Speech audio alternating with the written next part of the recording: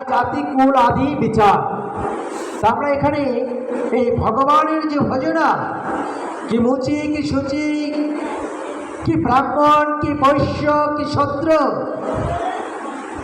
কিবা বিপ্র কিবা শূদ্র নাঞ্চি কেনে নয়, যেই কৃষ্ণ তত্ত্ববেত্তা সেই বড় হয়, সেই বড়। আর আমরা কি বলছি? আমরা পদ পদবী নিয়ে আছি। আমি ব্রাহ্মণ, আমি সমাজের উঁচু শ্রেণীর লোক, আমি ক্ষত্রিয়, আমি বৈশ্য, আমি শূদ্র। এই যে জাতি প্রথা, ভগবান বলছেন জন্ম না যায়তে শূদ্র দ্বিজরা সংস্কারে বেদ পাঠে ব্রাহ্মণ, বেদ পাঠে ব্রাহ্মণ।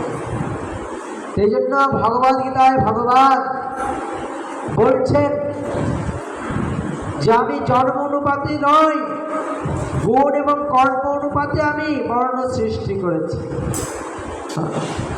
গুণ এবং কর্ম অনুযায়ী ভগবান কি করেছেন? এই বর্ণ সমাজ ব্যবস্থা সৃষ্টি করেছেন। এই যে আলোচ্য বিষয় আজকে মহতী ভাগবতী আলোচনার বিষয়ে আলোচনা করছিলাম, সেটা হচ্ছে কলিযুগ, ধন্য ধন্য কলিযুগ, সর্বযুগ সার, হরে কৃষ্ণ মহামন্ত্র জীবের নিস্তার। এই হরে কৃষ্ণ মহামন্ত্র একমাত্র কলিযুগের নিস্তারের উপায়, আর অন্য কোনো উপায় নেই। শোনবিশ্ব কলিযুগে নাহি তপযোগ্য, যেজন কৃষ্ণ ভজে তার মহা মহাভাগ্য।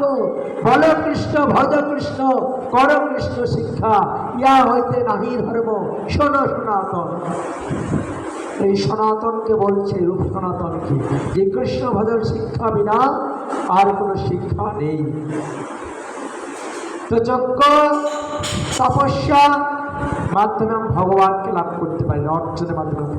এই জন্য এই কলিযুগে আমাদের ভগবানকে লাভ করার পন্থা অত্যন্ত সহজ পন্থাটি কি? এটার জন্য আপনাকে কোনো টাকা পয়সা খরচ করতে হবে না। হবে আপনি বাসায় যজ্ঞ করবেন, খরচ করতে হবে। বৈষ্ণব সেবা দেবেন, আপনাকে খরচ করতে হবে। ভগবানের পুজো করবেন, খরচ করতে হবে। কিন্তু আপনি যদি হরিনাম করেন, হরিনামে করতে করতে কোনো আপনাকে টাকা দিতে হবে না। আপনি হরিনাম করলে কেউ বলবে আমাকে টাকা দিন?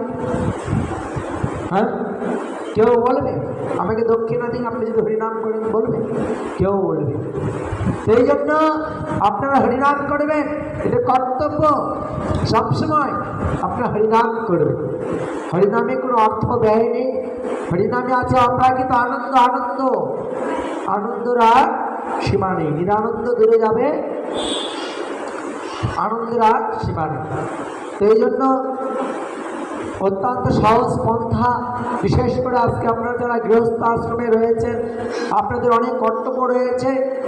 এই কর্তব্যগুলোর মাঝেও আপনাদের গৃহে থেকে ভগবানের গোবিন্দের জন্য উপাসনা করতে হবে। গৃহে ভগবানের মন্দির স্থাপন করুন, নিত্য ভগবানকে ভোগ নিবেদন করুন, ভগবানের প্রসাদ আস্বাদন করুন। গৃহ হবে বৈকুণ্ঠ ধাম। নিতাই গৌর প্রেমানন্দে, হরি হরি বল। দেখুন মহাপ্রভুর সময় অধিকাংশ যারা মহাপ্রভুর গৃহস্থ ভক্ত ছিলেন, বিশেষ করে অদ্বৈত আচার্য, বিশেষ করে শ্রীবাস ঠাকুর, গোবিন্দ ঘোষ, মাধব ঘোষ, স্বরূপ দামোদর, রায় রামানন্দ, যারা ছিলেন অন্যান্য পার্শ্বদবৃন্দ, তারা কিন্তু প্রত্যেকেই গৃহস্থ আশ্রম। তো গৃহস্থ আশ্রমে থেকেও তারা কিন্তু ভগবানকে লাভ করেছিলেন। কিভাবে?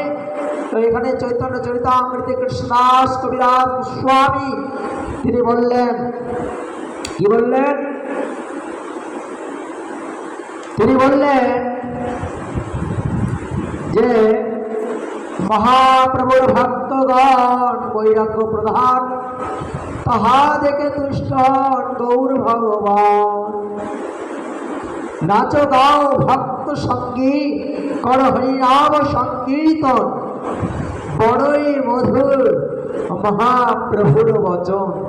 কলিযুগের ধর্ম হয় নাম সংকীর্তন, চারি যুগের চারি ধর্ম জীবেরই কারণ।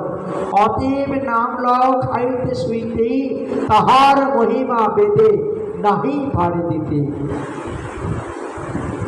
দীক্ষা পুরুষস্য বিধি অপেক্ষা না করি জিহ্বার স্পর্শে অচণ্ডালে সবার উদ্ধারে। এই জন্য এই নাম গ্রহণে কোনো বিধি নিষেধ নয়। এক সময় ভগবান শ্রী রামচন্দ্রের অত্যন্ত প্রিয় ভক্ত হনুমান, পবন পুত্র হনুমান, তিনি আকাশ পথ দিয়ে যাচ্ছিলেন। তো চলতে চলতে এক গৃহের উপর দিয়ে যাচ্ছেন, আর তিনি ওই গৃহের উপর দিয়ে যাচ্ছেন, তখন এক গৃহ থেকে তিনি কৃষ্ণ নাম শুনতে পেলেন। কিরকম? হরে কৃষ্ণ কৃষ্ণ কৃষ্ণ হরে হরে, হরে রাম রাম রাম হরে হরে। এরকম তিনি হরিনাম শুনতে পেলেন। পবন পুত্র হনুমান বলছে, কি এই হরিনাম কোথা থেকে আসছে? পবন পুত্র হনুমানজি সেখানে দাঁড়িয়ে পড়লেন, সেই গৃহের মধ্যে দাঁড়িয়ে পড়লেন। চলে আসলেন গৃহে, সমস্ত গৃহ তন্ন তন্ন করে খোঁজা হলো, কোথাও পাওয়া গেল না। এবার তিনি কান পেতে শুনলেন, ছোট্ট ঘরের মধ্যে থেকে আওয়াজ আসছে। ছোট ঘর বোঝেন বাবা?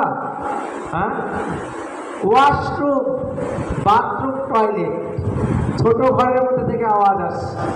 বলছে, কি প্রভুর হরিনাম ওয়াশরুম থেকে আসছে, মানে বাথরুম থেকে ব্যবহার কি? আর ওখানে গুনগুন করে কীর্তন হচ্ছে।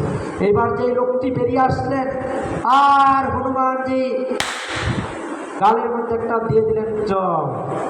বলছে, আপনি তো এমন মূর্খ, আপনি আমার প্রভুর নাম আপনি বাচ্যক্রিয়া কর্ম করার সময় করছেন। লোকটা অত্যন্ত ব্যথিত। এবার পবন পুত্র হনুমান তিনি যখন অযোধ্যাতে ফিরে আসলেন, প্রভু রামচন্দ্র স্বয়ং রাজপ্রাসাদে বসে আছে, রাজ দরবারে, গালে হাত দিয়ে বিষণ্ণ বলে।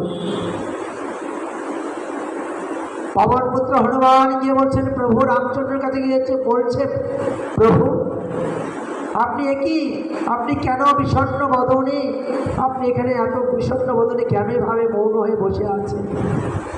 আপনি কেন ব্যথিত হয়েছেন?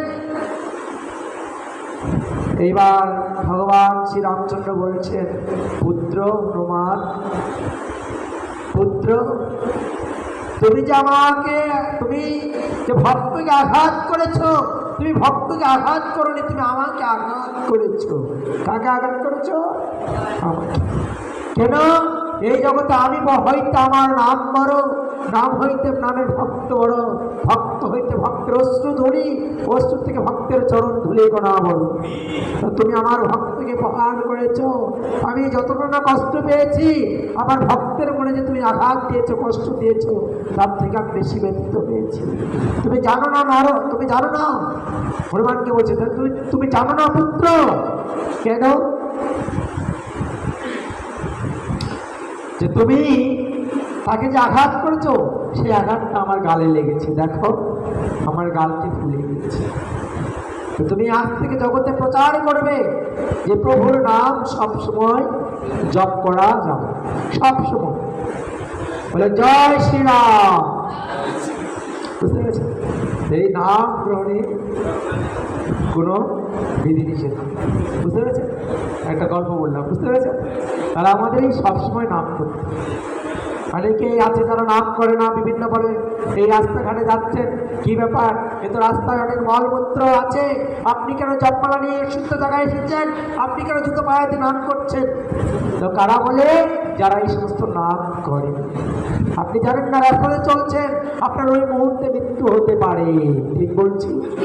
কিন্তু আপনি যদি নাম জপ করতে করতে মারা যান, ভগবান বলছে কেউ যদি আমার নাম করতে করতে দেহত্যাগ করে, সে তখন আর এই জড়জগতে থাকে না, আমার চিন্ময় ধামে সে ফিরে আসে, আমার চিন্ময় ধামে ফিরে আসে। সেই জন্য আমাদের নাম করতে হবে। ভক্তিবিনোদ ঠাকুর তার ভজন কীর্তনে বলেছেন, গৃহে থাকো মনে থাকো, সদা হরি বলে ডাকো, সুখে দুঃখে ভুলো রাখো, বদনে হরির নাম করো, জীবন হইল শেষ, না ভজিল হৃষিকেশ। চৈতন্য চরণে আশ্রয় রইল যে। আমাদের এইরকম জীবনও হইল শেষ, না বুঝিন ঈশ্বুকেশ, ভকতি বিনোদ উপদেশ, একবার নাম রসে মাতনের সবাই, একবার নাম। এই জন্য আমরা গৃহে থাকি, বিনোদ থাকি, যেখানে থাকি আমাদের নাম করতে হবে। যেদিন গৃহেতে ভজন দেখি, গৃহেতে গোলক হয়। তো যেদিন গৃহেতে ভজন হয়, সেদিন গৃহটা গোলক বৃন্দাবন ধামে পরিণত হয়। তো আমি প্রায় 40 মিনিট আলোচনা করেছিলাম, আমার আলোচনার সময় শেষ। তো সবাইকে ধন্যবাদ। শিল প্রভুপাদ কি, গুরু মহারাজ কি, অনন্ত কোটি বৈষ্ণব বৃন্দ কি, আজকে ভাগবতী আলোচনা কি, সমাবেত ভক্তবৃন্দ কি, সমাবেত ভক্তবৃন্দ কি,